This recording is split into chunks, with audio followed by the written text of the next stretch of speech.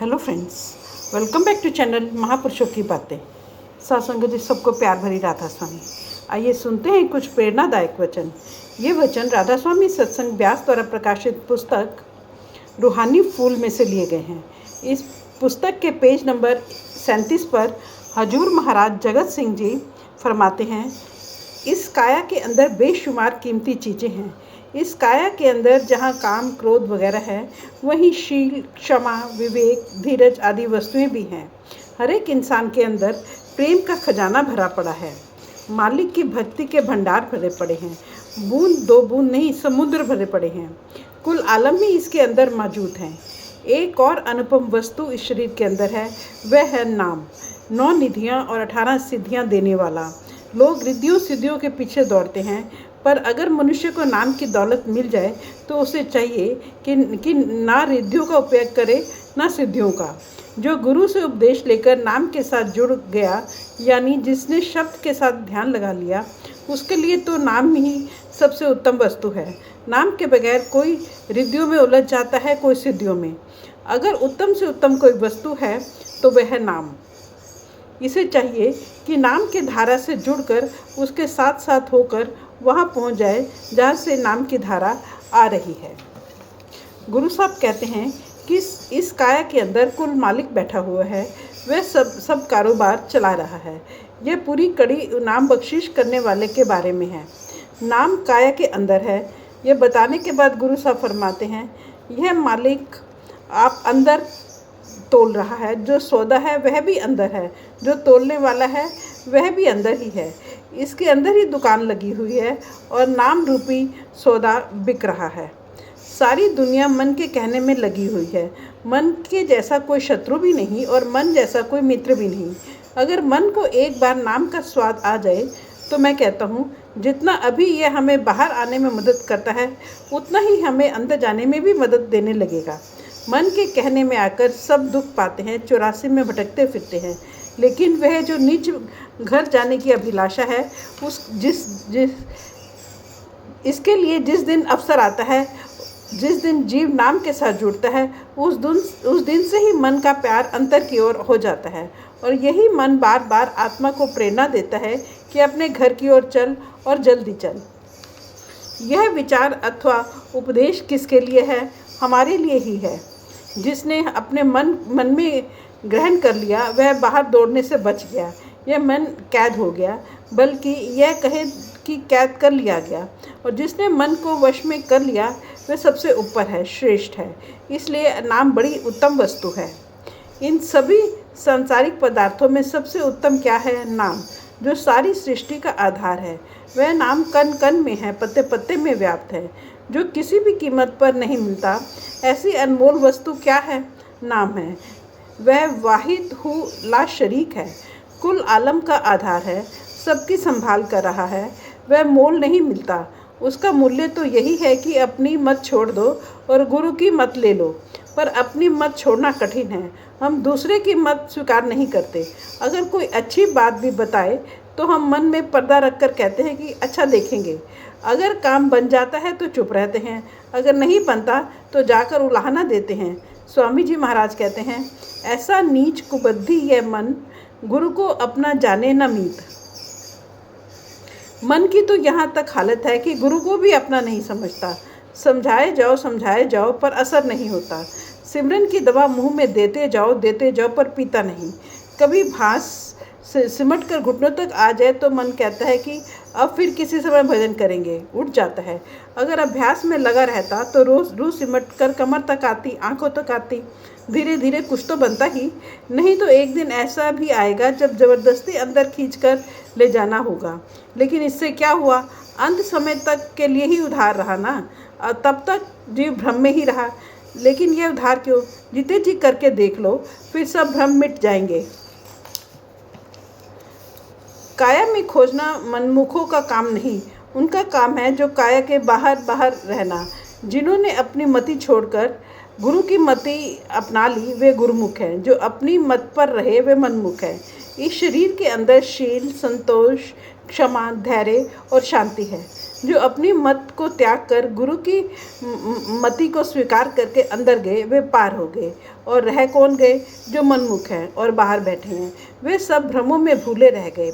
मालिक की प्राप्ति के लिए हम मेहनत तो करते हैं, लेकिन बेमौसम का बीज बोते हैं। बेमौसम का बीज बोना क्या है? नाम की कमाई के सिवाय और कर्म करना सब बेमौसम के बीज बोने के समान है। वे ये कर्म चाहे अच्छे हों, लेकिन उनके द्वारा मुक्ति नहीं होती। अच्छे कर्म करोगे अच्छा फल पाओगे, बुरे कर्म करोगे बुरा फल भोगोगे।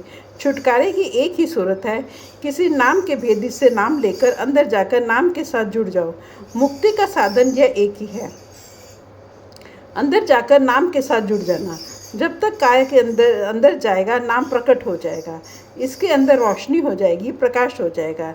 यही गुरु अर्जुन देव जी कहते हैं, नाम जपत कोटि सूर उजारा, बिन से भरम अंधेरा। जब तक यह बाहर बैठा हुआ है तब तक अज्ञान के दायरे में बैठा हुआ है, भ्रम के दायरे में बैठा हुआ है, और तब तक ही दुख है। भ्रम और दुख एक ही चीज़ के दो नाम हैं। अब नाम की इतनी महिमा करके गुरु साहब कहते हैं कि वह मालिक आप ही यह मार्ग दिखाए तो दिखाए, उसकी मौज है। यूँ तो मन मार्ग भी उसका बनाया हुआ है और नाम मार्ग भी उसी का बनाया हुआ है। जिस पुतली को पता चल गया कि मेरे पीछे तार बंधा हुआ है, मुझे कोई नचा रहा है, वह हुक्म में नाचने लग गई। मगर जिस पुतली ने तार नहीं देखा, यानी अंदर जाकर नाम का तार नहीं देखा, वह खुद ही या अहम भाव में पड़ी हुई है और दुख पा रही है। गुरु साहब कहते हैं कि यह चतुराई का काम नहीं। अगर इंसान चाहे कि इस चतुराई के द्वारा अंदर चला जाए तो नहीं हो सकता। गुरु नानक साहब कहते हैं, सहज स्यानफर लख होही त इक न चले नाल। यह मन और बुद्धि का विषय नहीं। कोई वस्तु किसी कमरे के अंदर पड़ी हुई हो तो जब तक हम द्वार खोलकर अंदर न जाएं, वह वस्तु नहीं मिल सकती। वही हाल यहाँ है। जो द्वार खोलकर नाम के साथ जुड़ गए, उनके सामने सब कुछ आ गया।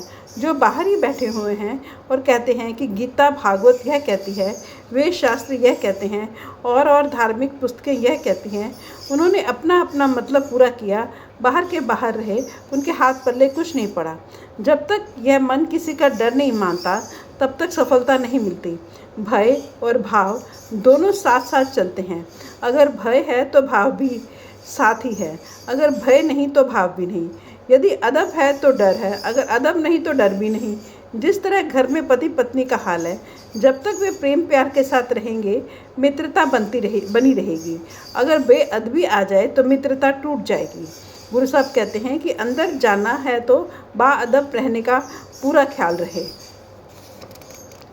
महाराज जी यहाँ तक कह गए कि डर ही मुक्ति का मूल है। जब तक डर नहीं तब तक भक्ति कैसी? बाहर जब तक मौत का डर है तब तक मालिक से प्यार है। अगर मौत का भय नहीं तो इंसान किसी मृत व्यक्ति को देखकर कहता है कि जिनको मरना था वो वे मर गए, बाकी हम जवान लोग रह गए। जब तक मौत को भूले हुए हैं तब तक काम क्रोध है। मालिक को सदा हाजिर नाजिर जानो। अगर परमात्मा को हाजिर नाजिर जानोगे तो कोई पाप नहीं कर सकोगे। हजूर महाराज फरमाया करते थे, जहाँ पर कोई 5 साल का बच्चा भी खड़ा हो वह हम कोई पाप नहीं करते, लेकिन मालिक के हर जगह मौजूद होने पर भी हम कौन सा पाप है जो नहीं करते। हम मालिक का डर 5 साल के बच्चे जितना भी नहीं मानते। गुरु साहब फरमाते हैं, इस काया के अंदर 3 और शक्तियाँ भी काम कर रही हैं। एक वह जो सृष्टि को पैदा करती है, एक वह जो उसकी पालना करती है, और एक वह जो उसको ख़त्म करती है। उनके नाम ब्रह्मा, विष्णु और महेश हैं, जो सारे संसार का काम करते हैं। जन्म, विकास और मृत्यु का यह सिलसिला संसार में लगातार चलता रहता है। यह उस परम पिता परमेश्वर की लीला है। सारी सृष्टि को एक खिलौना बनाकर चला रहा है। उत्पन्न करना, पालन करना और नाश करना, यह उसका खेल है। ब्रह्मा, विष्णु, महेश उसके हुक्म में काम कर रहे हैं। अब सारा हिंदुस्तान ब्रह्मा, विष्णु, महेश यानी शिव की पूजा करता है। किसी ने उसकी कोई शक्ल बना दी, किसी ने कोई। जिनकी अपनी मुक्ति नहीं हुई वे किसी को क्या देंगे। इसलिए संत कहते हैं कि सब तरफ से ख्याल हटाकर नाम को ग्रहण करो। भले लोगों, अंदर जाकर नाम के साथ जुड़ जाओ, सच के साथ जुड़ जाओ। बाकी तो और कुछ सब शक्तियां हैं, वे सब मालिक का चलाया हुआ कारखाना है। गुरु साहब बार बार इसी बात को दोहरा रहे हैं। जिन्होंने मनुष्य जन्म पाकर किसी नाम के भेदी का पल्ला पकड़ लिया, वे नाम के साथ जुड़ गए, उनकी काया सफल हो गई। जो बाहर भटकते रहे, वे गलती खा गए। सद्गुरु की सेवा करना क्या है? उसकी हिदायत पर अमल करना, अंदर जाकर नाम के साथ जुड़ना। गुरु साहब फरमाते हैं कि जिस काया में नाम प्रकट हो गया, वह काया पवित्र हो गई। उसमें से काम, क्रोध और आदि निकल गए। वह रूह सुहागन हो गई। अब वह जन्म मरण में नहीं आएगी। यह दात किसने दी? मालिक ने दी। कहते हैं, ये भले लोगों, बगैर नाम के उस परमात्मा की दरगाह में कोई नहीं जा सकता। नाम ही एक ऐसी वस्तु है जिसके सहारे जीव मालिक के दरबार में पहुंच सकता है। गुरु साहब कहते हैं, अगर नाम के साथ नहीं जुड़ोगे तो काल के दायरे में रहोगे और काल के चक्र में फंसे रहोगे। अगर चढ़ाई चाहते हो, उत्तम पद चाहते हो, या जिस घर से आए हो उसी घर वापस जाना चाहते हो, तो नाम के साथ जुड़ जाओ। दुनिया कूड़ है, झूठ है, नाम सच है। फिर वही बात कहते हैं, इस कूड़ से निकलकर सच की ओर आना, यह उसकी रहमत है। मालिक के मौज के बगैर नाम नहीं मिलता। हमें चाहिए अंदर जाकर नाम के साथ जुड़ जाएं, ताकि अंदर प्रगति करने का आधार मिल जाए। तब मुक्ति होगी, जन्म मरण समाप्त होगा। राधा स्वामी मत स्पष्ट रूप से कहता है, स्वार्थ और परमार्थ दोनों कमाओ। लेकिन जो सारी उम्र स्वार्थ में लगा रहा, उसने अंत समय साथ ले जाने की कोई भी वस्तु इकट्ठी नहीं की। इसलिए कहते हैं कि स्वार्थ भी कमाओ और परमार्थ भी कमाओ, यानी संसार का कारोबार भी करो और उस नाम का अभ्यास भी करो जो अंत में साथ जाता है। Thank you.